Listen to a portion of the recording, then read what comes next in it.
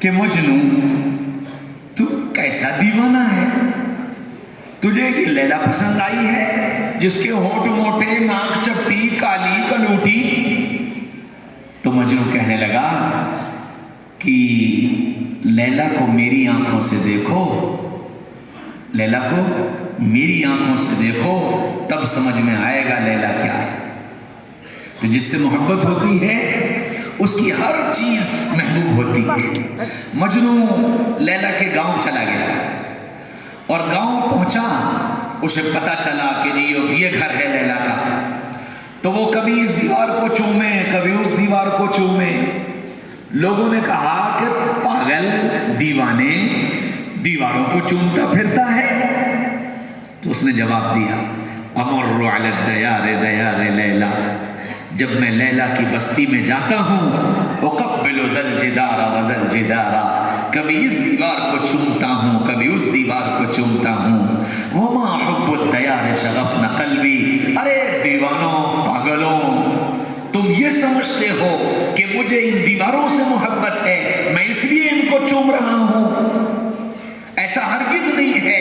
ولیکن حب من سکن الدیار، بات یہ ہے کہ ان دیواروں کے بیچ جو رہتا ہے وہ مجھے محبوب ہے، اس لیے دیواروں سے بھی مجھے محبت ہے۔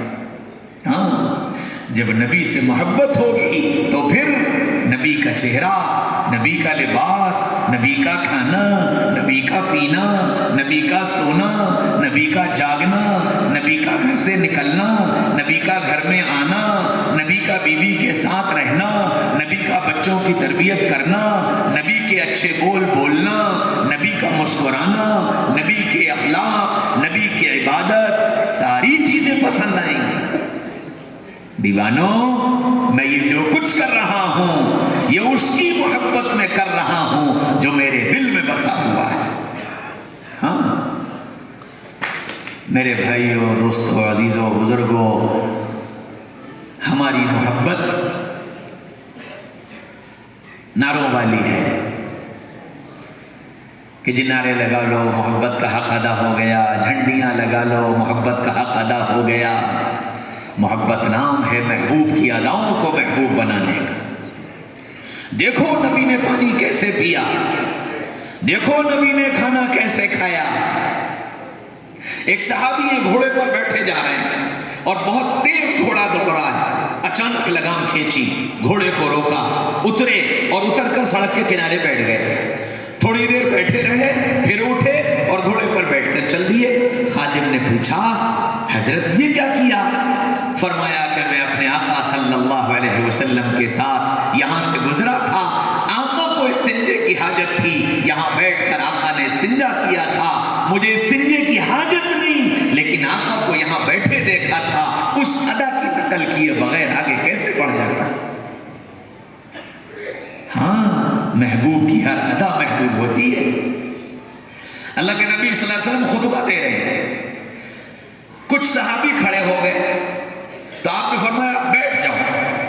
ایک صحابی مسجد میں داخل ہو رہے تھے تو ان کا ایک پیر اندر اور ایک پیر باہر، کان میں آواز پڑی بیٹھ جاؤ، وہ وہیں بیٹھ گئے۔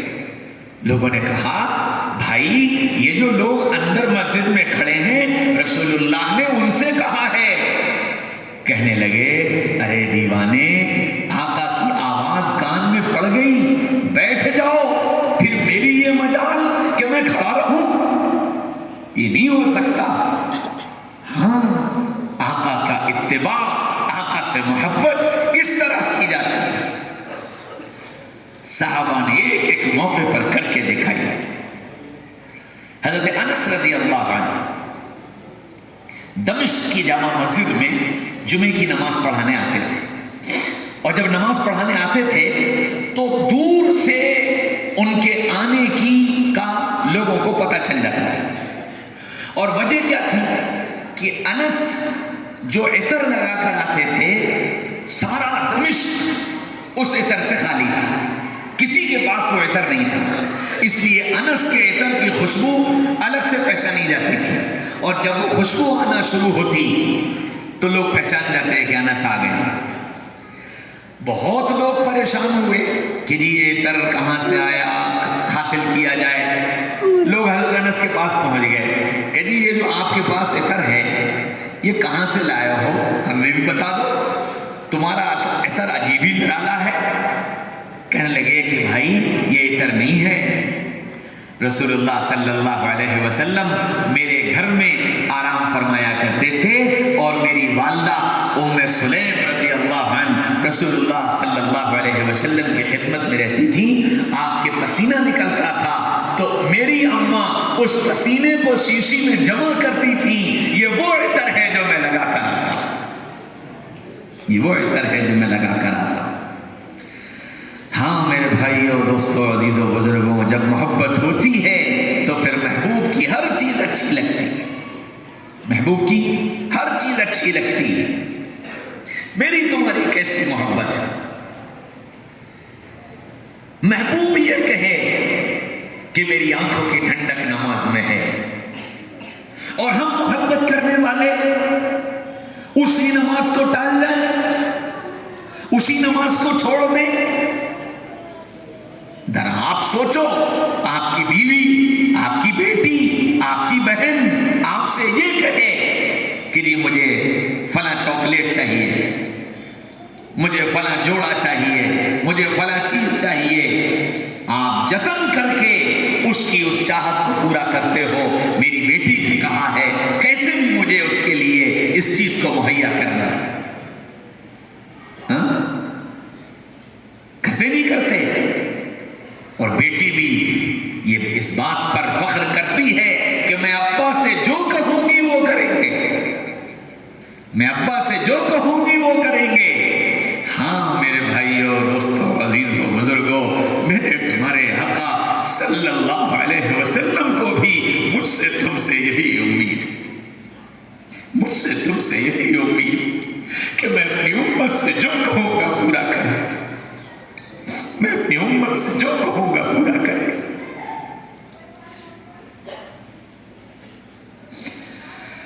ہائے میرے بھائیو، دوستو، عزیزو، بزرگو، لیکن میں نے تم نے نبی کا کہنا تو پورا کرنا دور کی بات، میرا تمہارا حال تو یہ ہو گیا کہ ہم وہ کرنے لگے جس سے نبی کا دل دکھتا ہے، جس سے نبی بے چین ہوتے ہیں، ہم وہ کرنے لگے۔ آپ ذرا سوچو کہ جب ایک ایمان والے کے گھر میں سنتوں کے جنازے نکلتے ہیں، نبی کے طریقوں کو ضائع کیا جاتا ہے، گانا بجانا ہوتا ہے، نبی کے دل پر کیا گزرتی ہو؟ یہ میری وہ امت ہے جس سے میں نے پیار کیا تھا، جس سے میں نے محبت کی تھی، اور جس سے میں نے یہ امید لگائی تھی کہ میں اس سے جو کہہ کر جاؤں گا میری امت اس پر جان دے دے گی۔ ہائے اس امت کو اس کا بھی خیال نہ رہا۔ نبی نے یہ کہا تھا، میری امت، میری امت، میں جا رہا ہوں، میں جا رہا ہوں۔ نماز کی حفاظت کرنا، نماز کی حفاظت کرنا، نماز کی حفاظت کرنا۔ آج وہ نماز امت کے 95% طبقے کی زندگی سے نکل گئی، اور احساس بھی نہیں کہ میں اپنے اس عمل سے نبی کا کلیجہ چھلنی کر رہا ہوں۔ نبی نے اپنا چہرہ دیا تھا، نبی نے اپنا لباس دیا تھا، نبی نے اپنے ادائیں دی تھی۔ آج جب رسول اللہ کا امتی کھڑے ہو کر ناچ ناچ کر کھانا کھاتا ہے، سوچو نبی کے کلیجے پر کیا گزرتی ہو۔ آج رسول اللہ کا یہ امتی جب حجام کی دکان پر جا کر بیٹھ کر اور واش بیسن کے سامنے، شیشے کے سامنے کھڑے ہو کر نبی کی سنت پر اپنے ہاتھوں سے چھری چلاتا ہے، سوچو نبی کے کلیجے پر کیا دکھ بیتتی ہوگی۔ آج رسول اللہ کی امتی، یہ بیٹی، یہ بہن جب سرے بازار بے پردہ نکلتی ہوگی، رسول اللہ کے کلیجے پر کیا گزرتی ہوگی۔ کبھی سوچا؟ میرے بھائیوں، دوستوں، عزیزوں، بزرگوں، حضرت رسول پاک صلی اللہ علیہ وسلم مجھ سے تم سے محبت کر کے گئے، اور ان امیدوں کے ساتھ گئے کہ میری امت مجھ سے محبت کرتی ہے، سے محبت کرتی ہے، میں جو کہہ کر جاؤں گا امت اس کو پورا کرے گی. یہ امیدیں ہیں. ہم میں سے ہر ایک کو اپنی زندگی کا جائزہ لینے کی ضرورت ہے. ہر ایک کو جائزہ لینے کی، مرد کو، عورت کو، بیٹے کو، بیٹی کو، ہر ایک کو یہ سوچنا پڑے گا. کسی وقت تنہائی میں بیٹھ کر اکیلے میں 10 منٹ آنکھ بند کر کے یہ سوچنا میرے کن کن اعمال سے نبی کے کلیجے کو ٹھنڈک پہنچی اور میرے کن کن اعمال سے نبی کا کلیجہ چھلنی ہو گیا. تنہائی میں بیٹھ کر سوچ لینا. انشاءاللہ ثم انشاءاللہ اللہ تم کو واپس نبی کے طریقوں پر آنے کی توفیق عطا فرما دے. میں بہنوں سے بھی کہتا ہوں، بیٹیوں سے بھی کہتا ہوں، تنہائی میں بیٹھو اور بیٹھ کر نبی کو یاد کرو، ان کے احسانات یاد کرو، ان کی محبت یاد کرو، ان کا پیار یاد کرو اور ان کی چاہتوں کو یاد کرو. وہ تم سے کیا امیدیں لے کر گئے ہیں، کیا تم نے ان امیدوں کو پورا کر دیا؟ اگر تنہائی میں بیٹھ کر سوچو گی تمہارا ایکسرے تمہارے سامنے آ جائے گا، تمہیں خود پتہ چل جائے گا. اور یہ سوچنا انشاءاللہ صحیح رخ پر لانے میں مدد کرے گا. کرو گے؟ سب کریں گے انشاءاللہ. آج کے اس جلسے میں آپ اتنے سارے مرد، اتنی ساری بہنیں سب یہاں موجود ہیں. میں صرف 2 باتیں کہتا ہوں، 2 باتیں. دیکھو، ہماری تمہاری زندگی میں بہت سارے گناہ نہیں ہیں. ہماری تمہاری زندگی میں بہت سارے گناہ نہیں ہیں. ہاں، سب کی زندگی کے گناہ الگ الگ ہیں. سب کی زندگی کے گناہ الگ الگ ہیں.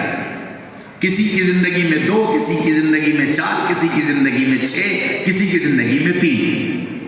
الگ الگ ہیں. ایک آدمی جھوٹ بولتا ہے، چوری نہیں کرتا، شراب نہیں پیتا، زنا نہیں کرتا، جھوٹ نہیں بولتا. اسی طرح ہر آدمی کی زندگی کے الگ الگ گناہ ہیں. ایک آدمی نماز نہیں پڑھتا لیکن سچا ہے، امانت دار ہے، دیانت دار ہے، وعدے کا پابند ہے، شراب نہیں پیتا، دھوکہ نہیں دیتا. ایک گناہ کر رہا ہے، نماز نہیں پڑھتا. ہر انسان کی زندگی کے الگ الگ گناہ ہیں. تو آج کی اس محفل میں ہم سب یہاں جمع ہیں. صرف اتنی نیت کر لو، میں تم سے سارے گناہ چھوڑنے کو نہیں کہہ رہا، میں صرف یہ کہہ رہا ہوں یہ نیت کر لو کہ ایک گناہ چھوڑ دو. ایک گناہ چھوڑ دو گے؟ سب نیت کر لو، آپ سب بھی نیت کر لو، بہنیں بھی نیت کر لیں. اتنی نیت کر لو کہ ایک گناہ چھوڑ دیں، اور ایسا چھوڑیں گے کہ پھر جان بھی چلی جائے وہ گناہ نہیں کریں گے. ٹھیک ہے؟ کرو گے انشاءاللہ. اور اللہ کا شکر ہے ہم 85 اعمال سنت کے مطابق کرتے ہیں، لیکن ہمیں پتہ نہیں ہے کہ یہ سنت ہے. تو اس کے لیے تو بس اتنا سا کام کرنا ہے، کسی کے سامنے بیٹھ کر کے اپنے سارے اعمال ایک مرتبہ بتا دو کہ جی میں صبح ایسے اٹھتا ہوں، ایسے وضو کرتا ہوں، ایسے مسجد جاتا ہوں، ایسے آتا ہوں، ایسے کھاتا ہوں، ایسے پیتا ہوں، ایسے نکلتا ہوں، ایسے گھر میں رہتا ہوں، ایسے باہر رہتا ہوں. ایک مرتبہ اپنی زندگی بتا دو، انشاءاللہ 50-60% اعمال آپ پہلے سے سنت کے مطابق کر رہے ہیں. آپ کو پتہ نہیں ہے اس لیے آپ کی نیت نہیں، اور نیت نہیں تو اجر نہیں، نیت نہیں تو اجر نہیں. تو ایک کام تو یہ کر لو. اور دوسری بات، یہ سارا مجمع آج یہ نیت کر لے کہ ایک سنت جو ابھی میری زندگی میں نہیں ہے، اس ایک سنت کو اپنی زندگی میں داخل کرو گے انشاءاللہ. اچھا، کون سی سنت اور کون سا گناہ؟ تو دیکھو اس کو بھی آسان کیے دیتا ہوں. جو گناہ چھوڑنا سب سے آسان لگے، جو گناہ چھوڑنا سب سے آسان لگے وہ گناہ چھوڑ دینا. اور جو سنت اختیار کرنا سب سے آسان لگے وہ سنت اختیار کر لینا. کرو گے؟ یہ تو کوئی مشکل بات نہیں ہے. چلے 4 مہینے کی تشکیل تو نہیں ہے. یہ تو صرف ایک سنت زندگی میں لانا اور ایک گناہ چھوڑنا. اگر آج کی اس محفل میں تم یہاں سے یہ عہد کر کے چلے گئے، یہ وعدہ کر لیا کہ انشاءاللہ زندگی سے داخل کر لوں گا. خدا کی قسم یہ جلسہ کامیاب ہو گیا, یہ جلسہ کامیاب ہو گیا. اور 2 سال 4 سال 6 سال 8 سال, ہر سال بھی اگر تم ایک ایک گناہ چھوڑو گے تو 2 4 6 8 سال میں زندگی گناہوں سے پاک ہو جائے گی. اچھا جی بیچ میں مر گئے تو میرے آقا صلی اللہ علیہ وسلم نے بتایا کہ کوئی بچہ, کوئی آدمی قرآن حفظ کرنا شروع کرے اور 1 پارہ حفظ کر پائے اور اس کی موت آ جائے تو نبی نے یہ بتایا ہے کہ قیامت کے میدان میں حافظ قرآن بنا کر کھڑا کیا جائے گا. نبی کی بات سچی. جب قرآن شروع کر کے وہ حافظ بن سکتا ہے, توبہ شروع کر کے تم اللہ کے ہاں بخشائے کھڑے کیے جا سکتے ہیں. اس لیے ایک گناہ چھوڑنے کی نیت کرو, آئندہ چھوڑتا چلا جاؤں گا, بیچ میں موت آ گئی, اللہ تمہارے گناہوں کو معاف کر کے اٹھائے گا. کرو گے؟ سب کریں گے. اللہ مجھے تمہیں کہنے سننے سے زیادہ عمل کرنے والا بنا دے, اور اللہ مجھے تمہیں اپنے نبی کے سچا عشق نصیب فرما دے, اور نبی پاک صلی اللہ علیہ وسلم جیسا مجھے دیکھنا چاہتے ہیں اللہ مجھے بھی اور تمہیں بھی ویسا بنا دے.